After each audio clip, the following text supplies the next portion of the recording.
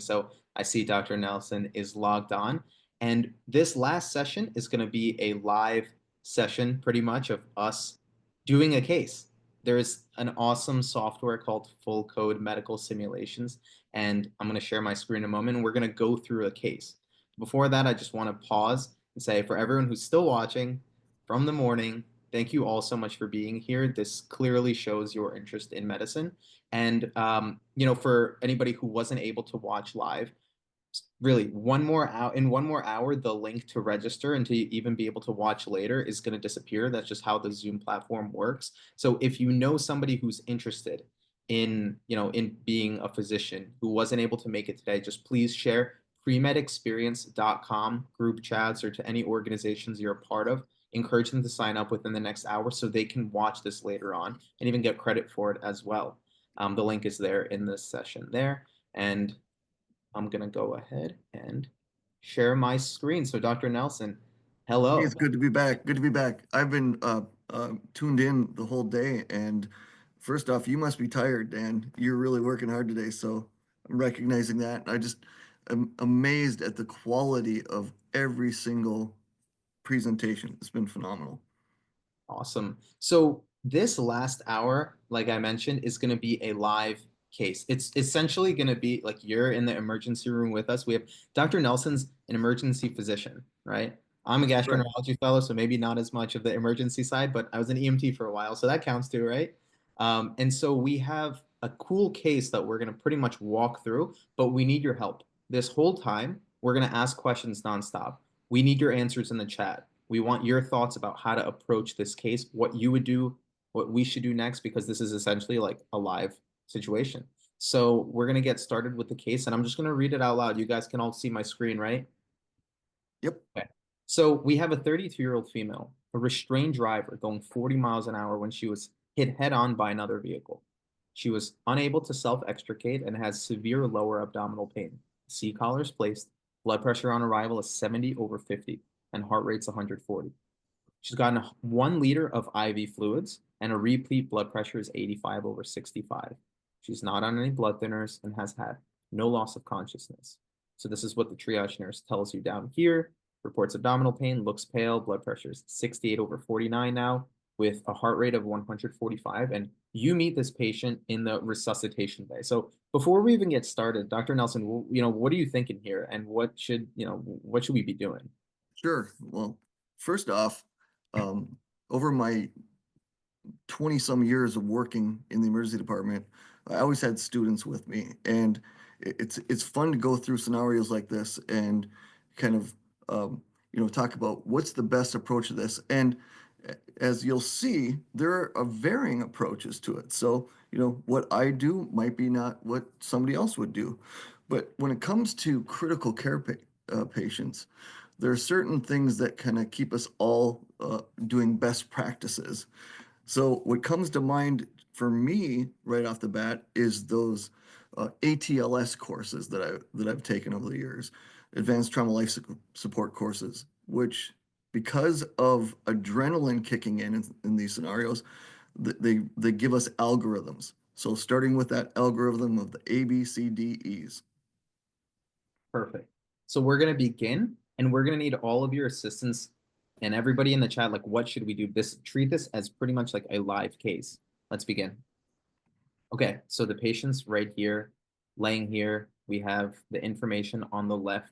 And just to read off a few pieces of information, just a past medical history of asthma and seasonal allergies, just as albuterol is needed as a medication with loratadine, no known drug allergies, a non-contributory family history, no alcohol or social alcohol use, denies tobacco or illicit substance use. So that's And the we might not even have that much, yeah. depending upon, if it's a short transport or if the patient was obtunded and wasn't able to give kind of that background history to the EMS or triage nurse. So we might know zero of that going in, Sure. which, is helpful to have it. But if you don't, you just kind of proceed forward, with your best foot forward. Ooh, So yeah, so we let's got a start little with bit of A. we got some history about vitals, right? But we need to know what they are now, right? Right. So let's get some cardiac monitor on this person. Let's have somebody do a blood pressure and a So pulse. We have a blood pressure there of 68 over 49 and a heart rate of 146, temperature is 37. O2 sat is 90 to 91%, and respirations are at 22. So everyone in the chat, write what your thoughts are about those values. Like, are they normal? Is the heart rate normal? Is the blood pressure normal? What's off? And what would you do first? Yeah. What would you do first? I know what I would do. It's you know, it's we kind of want to treat what's right in front of you, that low blood pressure, but I still would start with that airway, and make sure that the patient's airway is patent and there's nothing obstructing it. And So then you're go, saying let's do an exam. yeah, let's do an exam. Happy to do an exam, and we're going to address all those vital signs shortly. So you said airway is the Yep, first thing you do. So the airway is patent without obstruction or stridor. What about next? I would do B, breath sounds. All right, let's do the breathing exam then. Bilateral symmetric breath sounds with normal chest rise. So we can be assured that those are okay. So now we can go to C, Okay, which let's go back part to of that is that low blood pressure. ready pulses in all extremities with mottled capillary refill greater than 4 seconds. So you mentioned it's related to the blood pressure. Correct. So now you intervene. So you don't intervene on those until you get to that kind of initial assessment piece. So for example, if we had an obstructed airway, we would take care of that before we would go and start in on the blood pressure. So what's everyone in the chat saying? Write to us. What vital signs are you most concerned about right now? And Dr. Nelson's going to read out some of the responses in the chat. Okay, so in the chat so far, okay, whoa, they're really coming in. Blood pressure, blood pressure, blood pressure. Respiratory rate, somebody said, heart rate, oxygen and blood pressure, high heart rate, vitals. I like it. Both Good vitals, stuff. vitals, absolutely. So then kind of going one by one, is that a normal heart rate? Not in my book. So what would normal be then? For me, normal is between 60 and 100. All right, so that's clearly very high then. And then same with the blood pressure. I mean, that's a quite a low blood pressure there, right? Exactly. And blood pressure is a bit more variable, depending upon, if they're young, healthy, whatnot. Even with pediatric patients, if they're, 2 years old versus if they're, 16 years old, there's different blood pressure parameters. But we like to see that systolic blood pressure over 90. Gotcha. Okay, and then what about the that number in blue, the oxygen saturation at Oh, 80, yeah. 90, 91%? What's normal for that? Well, normal, I would say, is over 94%, but young, healthy people, we generally see them 98, 99, 100%. So let's put this patient on a non-rebreather oxygen. Okay, let's do it. So we can stabilize the patient here by giving some oxygen. And so some of the options here are actually nasal cannula oxygen, non-rebreather mask, and bag valve mask. What made you say non-rebreather mask, say, as opposed to a nasal cannula oxygen? The other non-rebreather versus mask versus nasal cannula, you get a higher concentration of oxygen with a non-rebreather. You get nearer that 100% oxygen being administered versus a nasal cannula, you might get 40 to 50% oxygen, and a mask might be 60 to 70% oxygen. So So we just can that higher concentration. like you said, then let's do the non-rebreather mask. And I think it's important to then keep looking at that blue number and see if what we do impacts it. So now we've put on the non-rebreather mask. And so that number just jumped to 99%, 100%. So Excellent. it worked, right? Absolutely, because if some of her organs are not being ideally perfused from the trauma, we're now trying, creating less of a watershed area and less ischemia to those cells. Gotcha. So what should we intervene upon next? Everyone in the chat, should we focus, is there something else that we should be doing right now, like right now in this acute setting? Well, somebody said intubate if it becomes unresponsive. I agree with that because they're no longer able to handle their saliva, their secretions. But we're okay now. The patient is able to interact with us. See, ultrasound immediately in CT and X-ray. Update blood pressure, heart rate, physical exam for wounds. Okay. So what should we start with? Should we stabilize first or do an exam? Completely up to you, Dr. Nelson. Let's do some stabilization All first. right, So let's stabilize. So let's this patient's already had some IV fluids en route, so let's do some blood. Let's do some okay. uh, uncross-matched O negative blood, So then we have packed red blood cells. Is that what you're referring to? Is that what we please. start with? Yes. 1 unit or 2 units? And Let's what do 2 units right now. Otherwise, if we just keep giving fluids, the patient's blood is going to get diluted. They won't be able to have a chance to, their clotting factors will be diluted. They'll start bleeding more. So if the patient's already had a lot of fluids already, we can give more fluids, but in addition to that, we start giving packed red cells. Absolutely. So we just inserted an IV. It alerted us that we definitely need to have an IV in order to get some blood. So then we'll do that. And you said 2 units of packed red blood cells. So we'll click Yes, twice. Right here, one more. And now 2 units. If you see here in the background, there's a little blood hanging back here by the monitor. And now the blood pressure is slowly improving to about 90 over 65. And the heart rate has come down a little bit to 120s.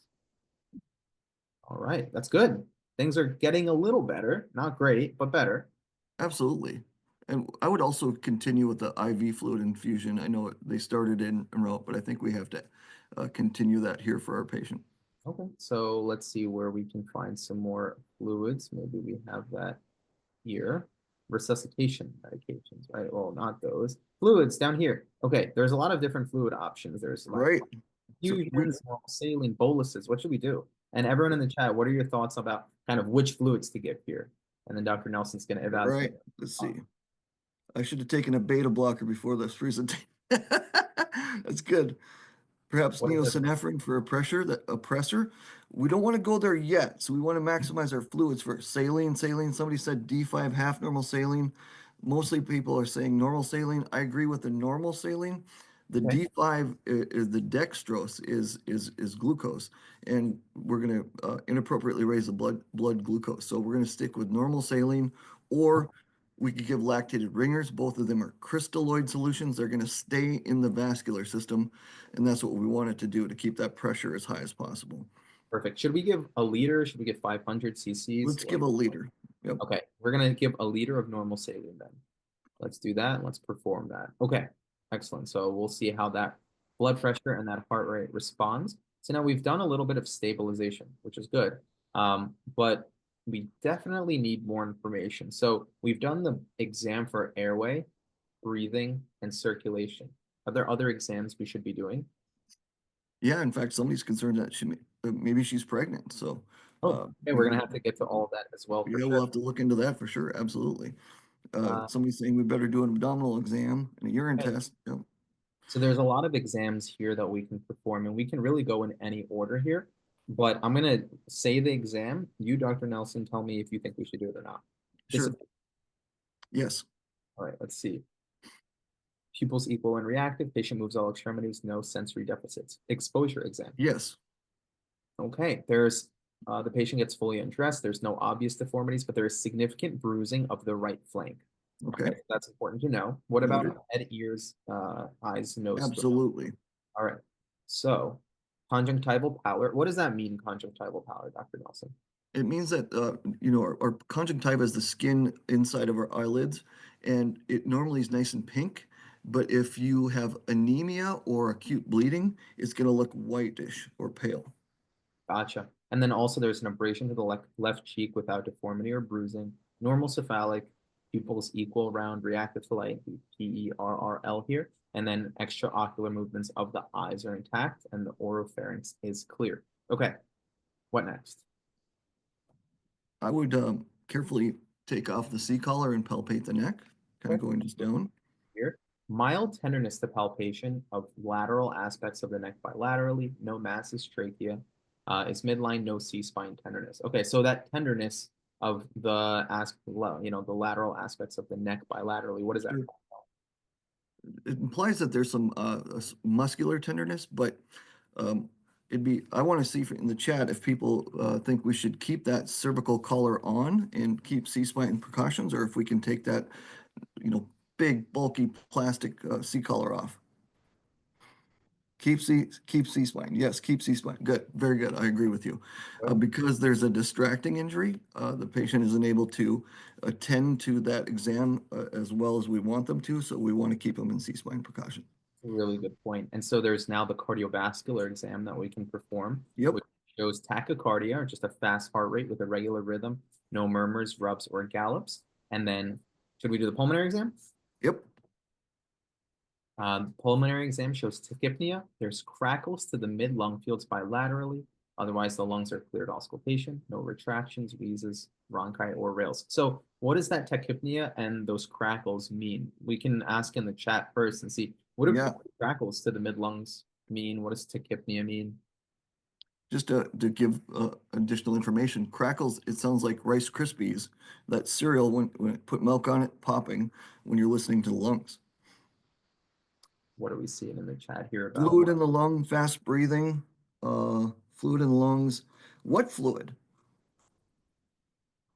Crackles, let's see here, pleural edema or subcutaneous emphysema, cracked ribs, blood. There it is. There's the right answer. there's some blood there? It's very possible because we don't Yeah, really know all the information yet. So we have to continue on with the physical exam. And we can move on to the abdominal exam here then, do that.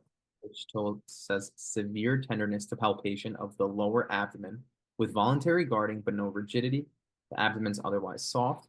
The pelvis is grossly unstable to gentle inward and posterior pressure over the pubic symphysis. So that's a lot of information right there, right? What are you thinking about all of that? That I'm very concerned now. Very, very concerned. I'm thinking that we might need to get some other people to help us intervene on this. The tenderness of the abdomen makes me think there's some bleeding internally. And then that pelvis exam really is concerning for an unstable pelvis fracture. And be interested to see you guys as a response in the chat. What major complication or mortality can happen from an unstable pelvis fracture? Damage to internal organs? Yep. Massive bleeding. That's exactly right. You can exsanguinate or bleed out and die from a pelvis fracture due to a significant amount of pelvic veins that run on the posterior aspect of the pelvis. And if that pelvis is unstable and movable, those veins can shear and break open. Gotcha. So that exam was very telling, and there's a few more pieces of information we can get. So then we move on. Do we need to do the genitourinary exam, do you think, and why? Absolutely, because a pelvis fracture can disrupt the urethra, and this patient's most likely going to end up in the operating room and require a catheter. And we want to see if there's any potential damage to that urethra before a catheter is placed. Gotcha. So let's do that exam, and there's no rectal or vaginal bleeding, but there is mild bruising to the labia, no blood at the urethral meatus. Okay, so moving on now to the back and flank exam. There's no tenderness to the thoracic or lumbar spine, but there's severe tenderness to the sacrum and bruising to the right flank. So another piece of information there for us, right? Yep, All right, and now musculoskeletal exam. The hip range of motion is deferred. Why do you think it was deferred? let's hear from the chat. Why is that hip range of motion deferred? Pelvis injury. Yeah, we have to be very, very careful. So with Yep, lateral movements of both sides of the pelvis with gentle downward and inward pressure, there is lateral movement. There's no tenderness of palpation of the thigh, knee, lower legs or ankles, and there's a normal range of motion at the bilateral ankles, shoulders, elbows, and wrists. Compartments are soft, no clubbing, cyanosis, or edema. Okay, wow. Two more exams that we can possibly do. Skin exam, yes or no? yep. Let's do it. The skin exam shows scattered abrasions, diaphoretic, bruising to the right flank. Extremities are cool to the touch with no rashes. What does that extremities cool to touch signify in the chat? Like, what are we thinking when you're doing an exam and the extremities, the arms and legs are cool to the touch? Low perfusion, right? Exactly. Blood's not circulating. Ischemia. And your body's smart. It's vasoconstricting in those peripheral vessels, pushing as much blood to the central organs as possible. Absolutely. And now the last piece of information on the physical exam is the neuro exam, which says bilateral strength testing of the limited strength testing of the bilateral lower extremities secondary to injury, but the patient has 5 out of 5 dorsal and pedal flexion strength, awake and alert, speech clear, cranial nerves are intact, normal bulk and tone in all extremities, normal strength, bilateral upper extremities, no drift or dysmetria. Okay, so we've gotten a lot of information on the physical exam and the vital signs. I want to hear in the chat what people are starting to think of that exam, which had a lot of like notable findings, right? It What are we really did. That was fun. How long are these tests taking? How long is it viable to wait for a patient? That's a good point. So a lot of these things are kind of happen simultaneously. We're going linearly just for, educational sake, but a lot of things happen all at once. Somebody said they wanted abdominal CT, CBC, a pregnancy at minimum. I agree. I agree. There's some other things we might add to that as well. But what we did was we just did something called a secondary survey, which is the head to toe physical exam in a multi-trauma patient. Yeah. So we've done the primary, which is like the ABCs, the vitals, and then we did that secondary survey. So we've done a physical exam, we have the vital signs, and we've also already done some interventions. We've put in an IV, we've given 2 units of packed red blood cells, we've given a liter of normal saline bolus, right? Yep. And now the vital signs, like we talked about, have changed a little bit. So that's something we should continue to monitor. So the heart rate's currently 113, 118, temperature's 37, oxygen's 99%, blood pressure's 94/67, and the respirations are 22. Do we need to do anything more about the vital signs right now, or should we get some investigations going? What is everyone's thoughts about timing all of this? Let's see here. Investigations, blood pressure. Blood pressure still low. Let's get some blood work. Do some more investigating. Respiratory rate's still 20. So I would intervene just a little bit more before the investigation. I would order a second IV in case Okay. or even a central line. So we can put in a second IV here right now. Why do you want a second IV? We already have one. That way we can give both blood and crystalloid, and if this patient continues to bleed rapidly, as well as other medications. Okay. So we've put in that second IV now. What else?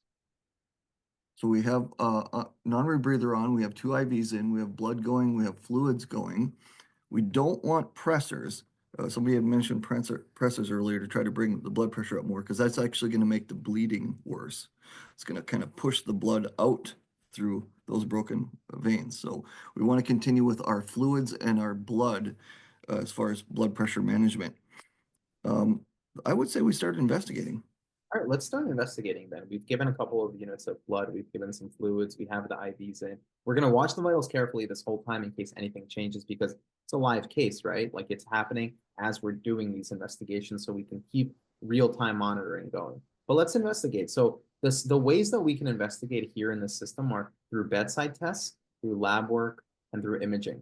So like maybe we start with some options for bedside tests. And here's what it gives us. We can do a Doppler, EKG, finger stick blood sugar, some ultrasounds, some different types of ultrasounds, and maybe looking at these bedside tests, what jumps out as possibilities that we can use right now in the resuscitation bay of the emergency room? I would do a POCUS, point of care ultrasound fast exam, um, while they're drawing blood and sending that to the lab. So Okay. I would What order makes the you want to do labs. a fast exam? What is a fast exam?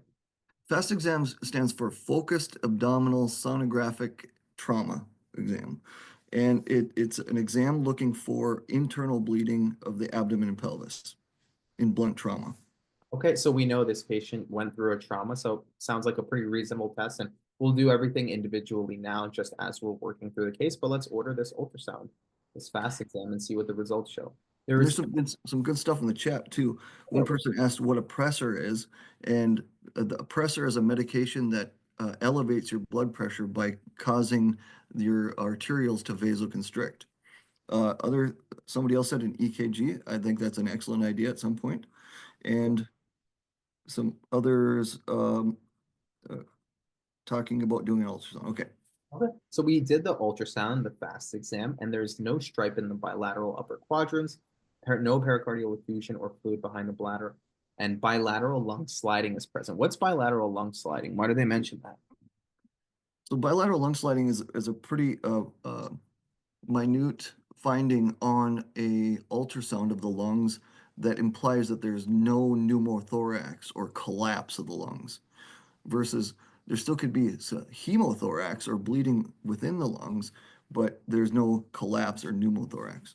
Gotcha. And somebody else, so we got the ultrasound done here, the FAST exam. Somebody mentioned an EKG, and we can do an EKG. I'm curious why, whoever wrote that, I want to hear why do an EKG right now? What are you looking for? What are you concerned about that you would want to do it?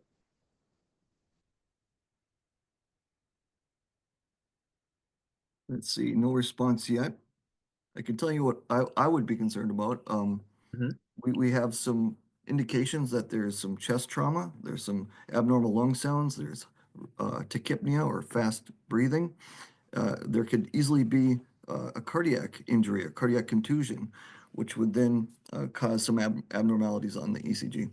Makes sense. And also, we don't know yet why this accident occurred. Maybe Good the point. patient had a heart attack or an arrhythmia that that caused something, right? So we don't want to miss it. So that's a very good point. Whoever said EKG, let's do that.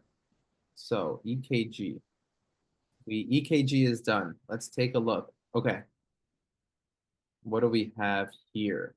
We have an EKG here, and it's the quick interpretation is sinus tachycardia without ischemic changes. But Dr. Nelson, when you're looking at an EKG in the emergency room, I guess, what are the things that you look for as like a quick and dirty evaluation? Because there's a lot of nuances to EKGs, and There is. even after I've gotten my internal medicine like board certification, I technically have to know this, but there's so many details, and I'm not pursuing cardiology, so well, what's the way that you would approach it? Right. First off, I look to see if there's any arrhythmias, which we would also see on the cardiac monitor, on the telemetry monitor. And I do see an arrhythmia in the fact of sinus tachycardia, but no other like aberrant arrhythmias like VTach or VFib. Okay. Um, and then what I look for are kind of the ischemia infarction signs like ST elevations or ST depressions, where the segment between the QRS complex and the T wave repolarization will either rise up or lower, and that implies the lack of blood flow to certain areas of the heart muscle. Gotcha. Okay, so the EKG is now done. We've evaluated it quickly. It doesn't sound like there's anything in particular on the EKG that's concerning beyond the sinus tachycardia that we already knew about, that fast heart rate. So we can put that to the side for the time being and continue our evaluation with all the additional tests that we have at our disposal. So, we did the POCUS already. We did that fast exam. Should we do an ultrasound of the heart and of the lungs as well? I wouldn't do any further ultrasound at this point because I think we can get better detailed images with a CT scanner. Okay, absolutely. So let's get more information then with other ways. Should we do the CT scan first, or should we get blood work first? Let's What is get that? blood work first. That way it can start cooking in the lab. Okay, absolutely. Should one of those pieces of blood work be a quick finger stick blood sugar? Yes, Okay, and why do we do that? because that's something that if it was abnormal, we can quickly intervene and take care of it versus waiting for the lab to give us a glucose report. Gotcha. So maybe if And the glucose is really low, it means that maybe that contributed to passing out and causing an accident, right? exactly. All right, let's do that and let's see what the result is of that glucose test. 89, which is normal, right? Perfect. So lab work, there's a lot of options for blood work that we can choose, and I can read through them, but everyone write in the chat based on the things that you're seeing here. What are some of the important blood work items that we're CBC. ordering? Okay, Another CBC. okay. A lot of people are saying CBC, CBC. CMP. Oh boy. Type and screen, coags, troponin. That's excellent. Way to go, Alex S. That was excellent. I Okay, agree with so I Alex heard S. CBC was a common one, and I think maybe let's start by doing each individual lab. We'll order it individually, and then we'll review that test as we order it to make sure it was something that was abnormal or normal. Okay, so I'm ordering the CBC first, and let's perform that test. And again, we would send all of this blood work in one go, and we'd get the results as they come back. But starting off with the CBC, the white blood cell count here is 19, right, or 19,000. And this software is amazing that it highlights the abnormal results in orange, which is great. The hematocrit is 24%, the hemoglobin's 8, and the platelets are 360. So what is standing out already besides obviously just seeing that it's orange? Like, what are people's thoughts about this CBC right away? Some people are already commenting that the white count is high, Mhm. anemic. So the hemoglobin and hematocrit are low. Possible sepsis, infection. Hemoglobin is only 8 after receiving 2 units. Oh, yeah. Sepsis. So So we see that the white blood cell count is high, right? 19,000, indicating a leukocytosis. And we also see that the hemoglobin's 8. What's a normal hemoglobin? different for males and females. Normal for females is greater than 12, less than 18, I believe. And then males, I think, is greater than 14, less than 19. So we have a level of 8 here, and that's kind of low. That's So pretty darn low. what does that tell you right off the bat, just the CBC? What are you concerned about with that anemia? That the bleeding is even greater than I anticipated. Yeah, there's a lot of bleeding going on, and that blood loss is somewhere. So there are certain places that bleeding can occur, right? So what are the different parts of the body that blood can get trapped in and you can bleed out into those areas? What's your approach when you think that there's trauma going on with bleeding, Dr. Nelson? Yeah, the first one is the abdomen, and we kind of ruled that out with our FAST exam. Another space that people can bleed out and die from is the anterior thigh or from a femur fracture. You can put enough blood into the thigh from a femur fracture to die. But for this particular case, I'm worried about the retroperitoneal cavity, the space that's in the back of the abdomen but doesn't have that intra-abdominal compartment to it. It's where the kidneys live, it's where part of the pancreas lives, and it's where the back of the pelvis is. So that retroperitoneal compartment is what I'm concerned about. And then based on the physical exam findings that we saw about flank pain, abdominal tenderness, and different findings on the skin exam, I mean, that's definitely a big concern. So now that we've gotten the CBC, what other lab work should we get? And again, this is something that we would order live altogether, but should we get an arterial blood gas or a chemistry Sure. or what are we thinking? Which one? There's a couple good comments on the chat before we get to that. One is any concern about brain bleed? Not at the top of my list right now because the patient is communicating with us, interactive, and you can't bleed out or die from putting that much blood in the brain. You die before you bleed out because of the pressure in the brain. And then another comment, should we put some chest tubes in?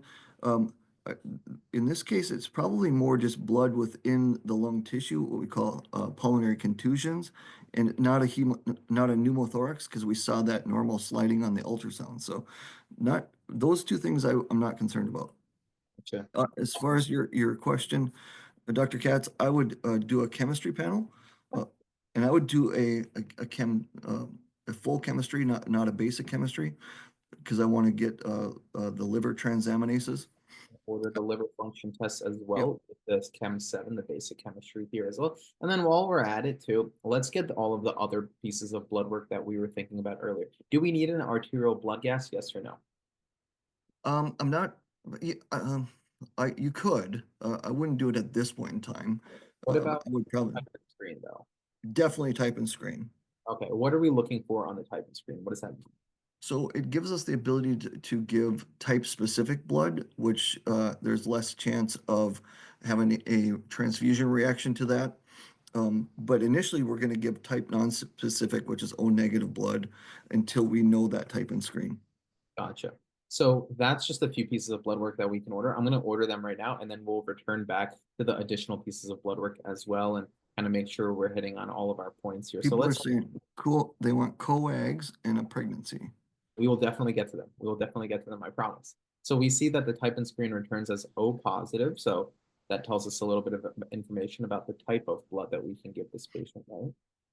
And then looking at the liver function test, they look pretty normal. The liver function test is something that I look at every single day as a gastroenterology fellow. It's one of the most important pieces of information that I get. But this looks all normal for this patient, which is good. What about the basic chemistry panel, the Chem 7? What are you seeing on there, Dr. Nelson? Well, I'm concerned that the BUN and the creatinine are elevated and that the bicarb is low.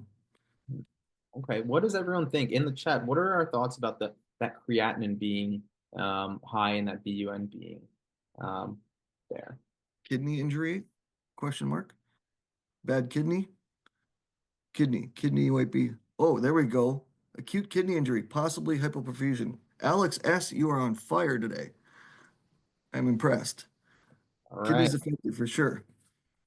But well, there we go, right? So it sounds like maybe there's a concern that the kidneys aren't getting enough blood flow.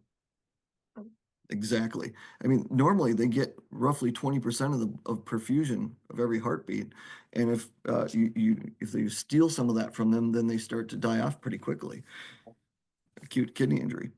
So we got that. The glucose we know is high right here. What about that bicarb being 17? I mean, a normal bicarb here, it's telling us is 24 to 28. What is a low bicarbonate level telling us in the chat, if you guys can, like, what are your thoughts when you see a low bicarbonate? This might be one of those more like almost advanced questions even. Right? Somebody said buffering system's not running. Acidosis. There you go. Acidosis. From what? What kind of acidosis? Acidosis, metabolic, yes. More specific? DKA? Nope, not DKA. Hyperventilate, that would be an alkalosis. Lactic acidosis. Way to go, adiajos. All So right. from So, the lack of perfusion, from the bleeding and the anemia, the tissues are turning into lactic acidosis because they're anaerobic now. They're not getting oxygen, so the cells are doing anaerobic metabolism, producing metabolic lactic acidosis. okay, absolutely. So that's already a lot of information. There's a few more pieces of information we can get with more blood work. So we said probably not right now through the arterial blood gas. What about a calcium ionized or calcium level regular? Is that important right now, or is that on the lower No. side of things we get? Okay. What about that coagulation panel? Yes. Okay. We'll order the coagulation panel. What about a D dimer? Yes or no? No. No. Okay, lactate. We talked about Um, lactic acidosis. I would get it just to get a baseline because you know, we know that they're in lactic acidosis from the bicarb, but it does give us a benchmark. Okay. So what about lipase? Do we order a lipase? Are we concerned about pancreatitis right now? I'm not, but I would order it for a potential pancreatic injury, Okay, especially absolutely. with the pancreas living retroperitoneal. Yep. So we'll put the lipase order in. What about magnesium and phosphate? Not at this moment. Okay. What does a pro-BNP tell us, and do we need to order one right now, do you think? ProBNP is a chemical that goes up when the heart muscle is stretched. We see that in heart failure. I'm not concerned about heart failure at this point, so I would not order it. Fair enough. And then what about a troponin T? What is a troponin?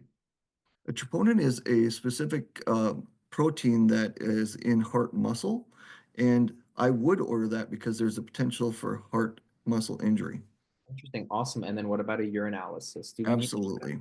Okay, we will get a urinalysis. Okay, so first we'll order that, and there is more blood work we can order in other labs that we will get to. So we'll order this first, and let's see what the results show. All right, let's see what we got here as things pop up. The urinalysis looks pretty normal, which is good. And the reason I know that obviously is because nothing's orange on it. So, a lot of the times in reality, we do look at the reference ranges that pop up in the software, and they look different, which is like, hey, that's not normal, right? The urinalysis is normal. The troponin is normal. Right. Lipase is okay. And what about that lactate of 6? I mean, that's concerning, right? That's very concerning. It tells me that there's a lot of tissue in her body that's underperfused. Gotcha. And so now also somebody had asked for the coagulation panel. So there's a few pieces of information that the coagulation panel tells us, and that's the PT, the PTT, and the INR. Dr. Nelson, what are we looking for here, and why does the coagulation panel matter, especially in this patient? So in a patient that's acutely bleeding, especially when you're giving IV fluids, they can go into a coagulopathy called disseminated intravascular coagulation or dilutional coagulopathy, either one, where the clotting factors now are too dilute to function.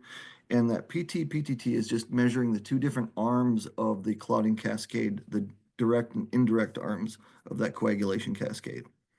Awesome. So now, are they normal or abnormal? I mean, if we look at the reference ranges here, they're actually looking pretty They look okay. normal. It's good. So we've gotten all of that information, and now we want to go back to other labs because there's more testing that we can do that I was hearing in that you were mentioning in the chat, including things like more pregnancy tests and things like that. So Correct. let's go quickly one by one. Tylenol level, yes or no? No, Amylase, no, blood cultures, no, CRP, no, COVID test, no. just to make sure nobody else gets sick in the hospital. Um, I feel like that was like for Oh many years man, it yeah. was a test that every single person getting into the emergency room got. I think it's becoming less common now. What about a creatine kinase, a Nope, CSF, anything in nope, the cerebrospinal fluid? Nope. Okay. ESR, nope. ethanol level. Yes, Okay. Why do you want to get an ethanol level on this patient? because of the potential cause of the accident. Gotcha. So we're trying to figure out what could have happened that led to this, accident. Okay. So we can get an ethanol level. Lactate dehydrogenase. Nope, Osmolality, No, peripheral smear, no, aspirin level. no. Okay. Now, serum HCG quantitative, what is that test? For everyone in the chat, what does the serum HCG mean? Because there's also, if you notice down here, a urine HCG. What are we looking for on that test? What are people Pregnancy, saying in the chat? pregnancy, pregnancy, pregnancy, if pregnant. Yep. Okay. Beta Why, HCG. why does that matter in this situation for maybe things that we're going to do down the line in this case?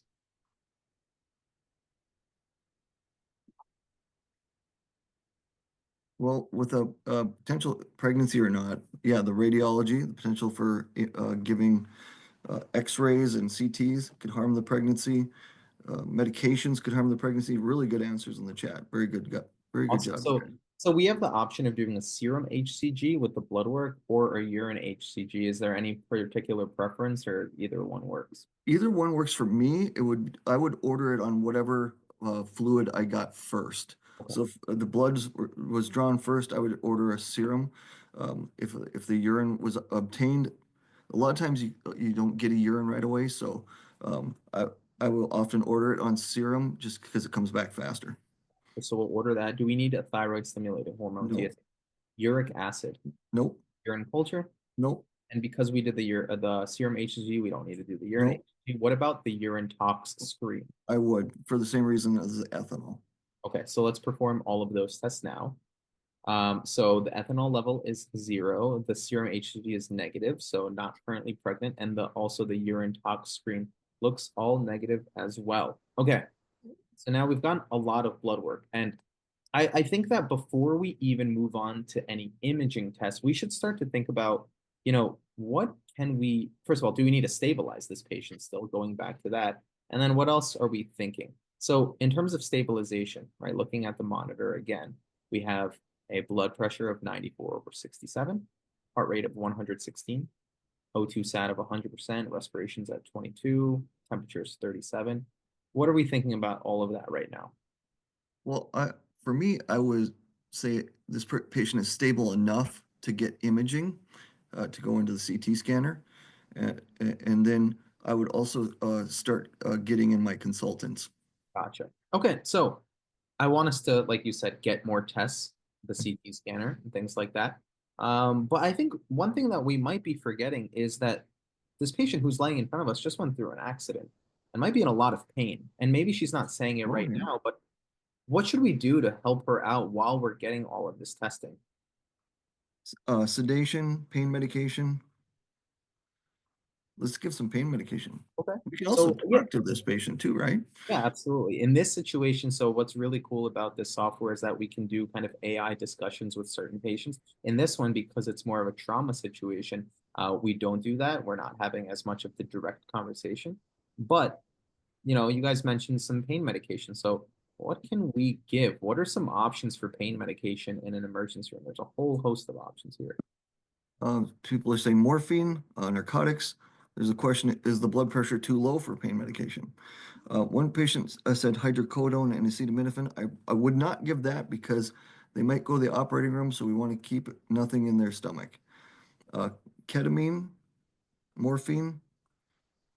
All right. What do you think, Dr. Nelson? I would use hydromorphone. There's less of a histamine release with that, so you get less of the blood pressure drop. Okay, let's see what we have here. So here the options are Tylenol, etomidate, fentanyl, bolus, ibuprofen, ketamine, lorazepam, morphine, and propofol. What are your So thoughts in on this scenario, I would use fentanyl. Okay, so use a fentanyl bolus for pain Yep, medication through the IV, right? Okay, correct. so let's perform that.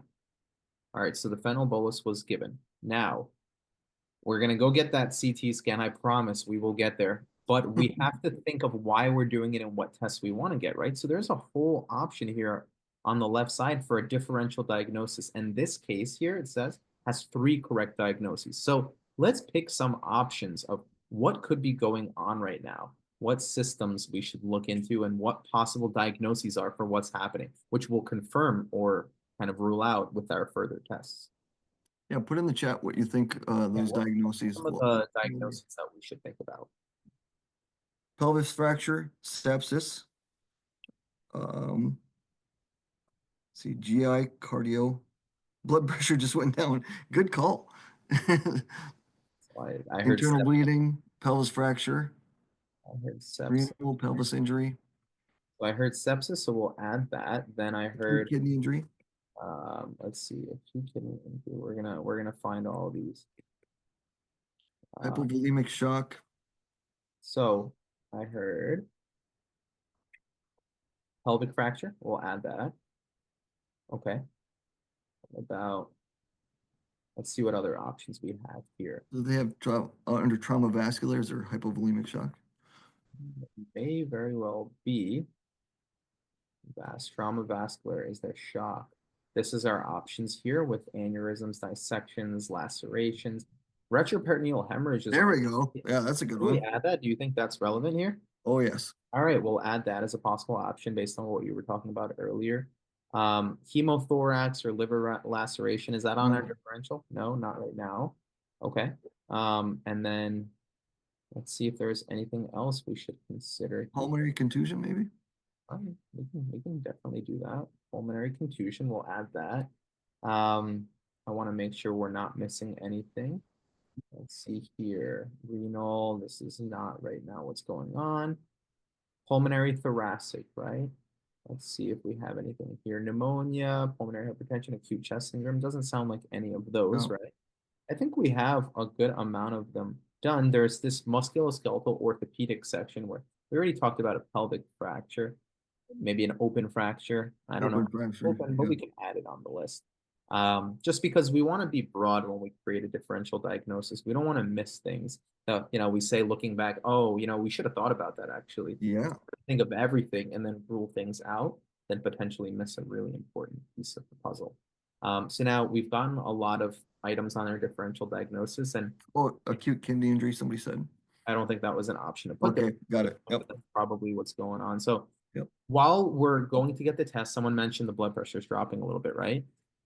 Better check that out. Yep. What, What is it currently? 90. 87 over 65. Okay.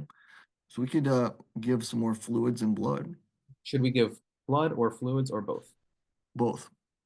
Okay, so for blood, we have again the options of packed red blood cells, FFP, platelets, and prothrombin complex concentrate or PCC. Which ones of these or all of them should we give? Right. Good question. So I would give another unit of packed red cells, and I Okay, would also give FFP frozen plasma okay, done for both of and those. platelets. And platelets. Yep. Okay. Do we give prothrombin complex concentrate or less important right now? Less important now. Okay. So we've given those, and I see, by the way, the blood pressure has responded nicely to 100 over 74. Do we also, you said, want to give some fluids here? Yep. I'd give another liter of normal saline. And somebody said, why are we giving plasma or FFP? And it's because we're giving a lot of fluids, and when you dilute those coagulation proteins, they don't work. So we're giving some coagulation proteins in fresh frozen plasma. Gotcha. And then you said, let's give another liter of normal saline. We can do that for sure. Let's perform it. And now we see that the heart rate has improved to 107, 104, 102. Great. That's going in the right direction. We're almost at normal. And then the blood pressure is improved to 105 over 77. So things are going in the right direction based on the interventions we're doing, it looks like. Okay. Excellent. Now we can get to the imaging. And so that's part of our investigations, right? And so Yeah. here are some options that we can do. There's the CT abdomen and pelvis. There's the CT aorta, C-spine, chest, head, pulmonary embolus CT. And then there's also the pelvic X-ray and a chest X-ray. So we may do a lot of these. Which ones should we consider?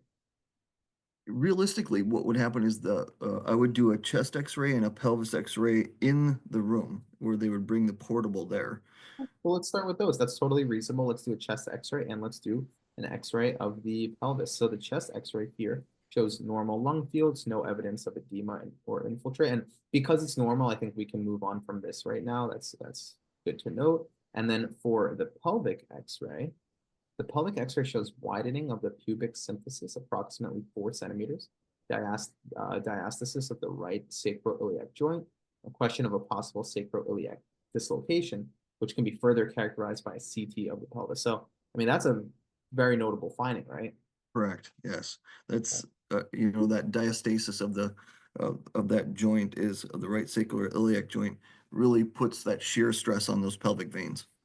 So our radiology colleagues were kind enough to recommend a CT of the pelvis and say, hey, maybe that'll give us a little bit more information. Yep, So maybe we should do that, right? So there's a lot of options here for the CTs. So they're recommending a CT of the abdomen pelvis, which how about we go ahead and order, right? let's do it. All right, let's see what it shows us. I'm going to open it up, and it's telling us that there's an open book pelvic fracture.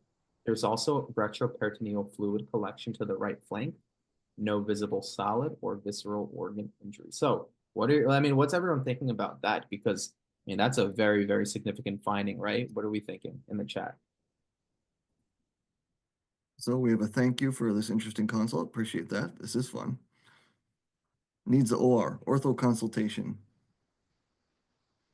All Do right. we need to drain the fluid from the right flank? That's a good question. Well, we typically don't enter the peritoneum, retroperitoneal space if we don't have to. It's very difficult to get to surgically. Rarely would we drain any of that bleeding into the retroperitoneum. Okay. So there's that. And then maybe, is there any other imaging that we need to do? Any Yes, CT, chest, we head? we Which, definitely need to do a C-spine, a CT, a head CT because of the facial bruising, okay. and a chest CT because of the tachypnea, hypoxia, and abnormal lung sounds. So we're going to look for anything in the cervical spine because the patient still has that C spine, C collar on, and then also we'll look at the chest as well. So the CT of the C spine shows us this, which this is what it looks like on a side view here, normal C spine alignment without evidence for fracture, which is great news for the patient. And then also we look at the CT chest, which shows small opacities to the right mid and left lingular lung fields consistent with a mild pulmonary contusion. Okay, got it. So we have imaging. Anything else we need to do for imaging here?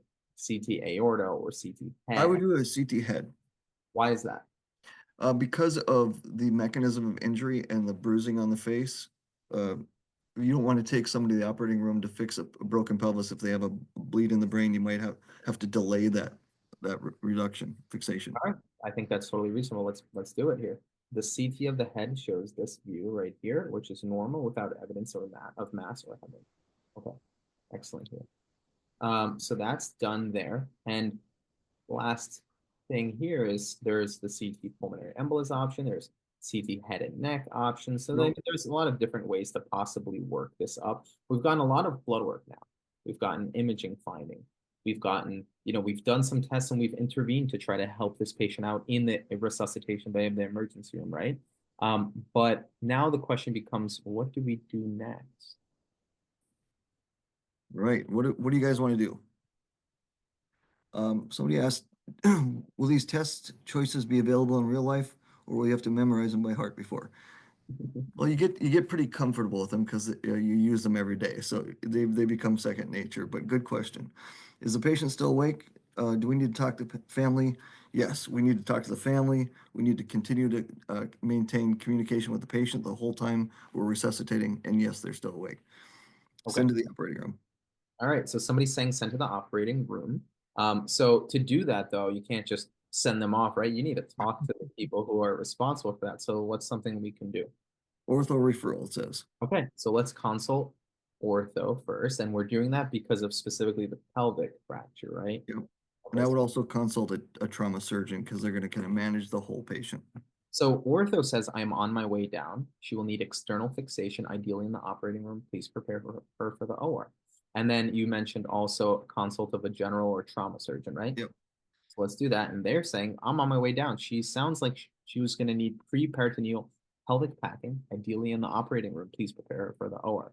So it sounds like OR is going to be where this patient ends up, right? Trauma. We have some good comments in the chat. Lynn says, give her a gown if we can. That's great, Lynn, because when trauma patients become hypothermic, um, their coagulopathy gets worse. They don't clot.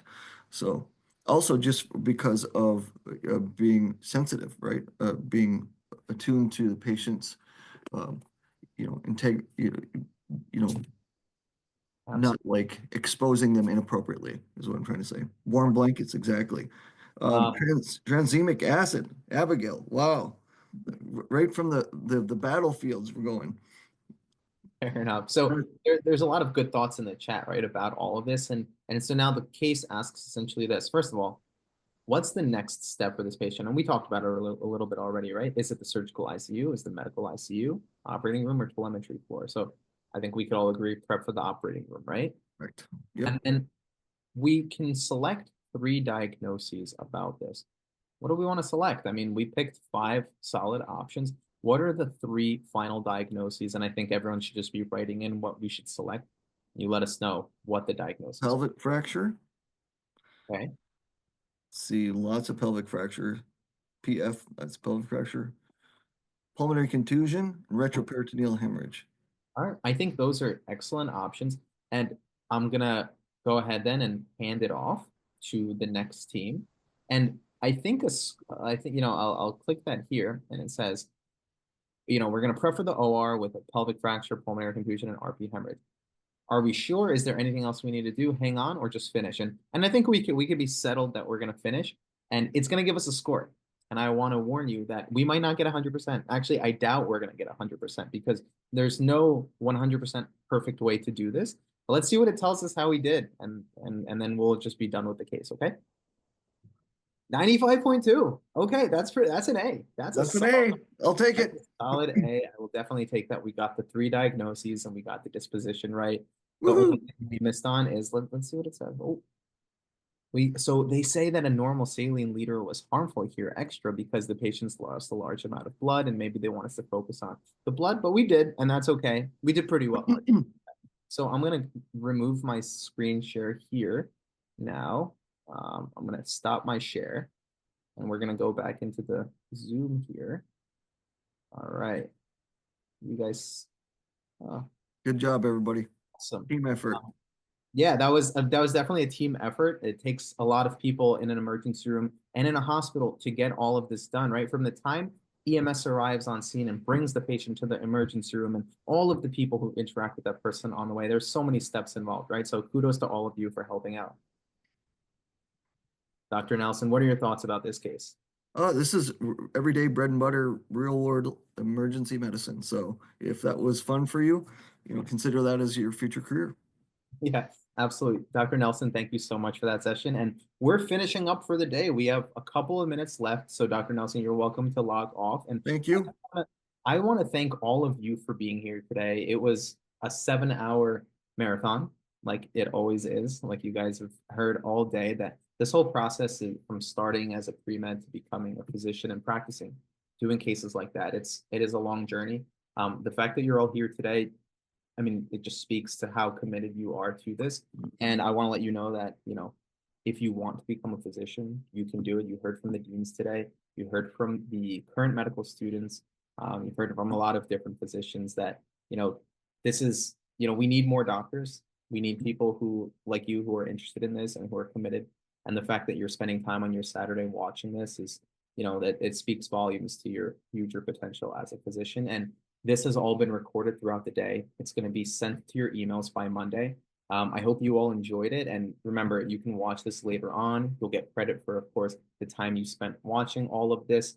And if you ever need anything, you're welcome to reach out to anybody who's been on the panels all day today. So thank you all so much for being here today. And yeah, all the best and good luck. Take care.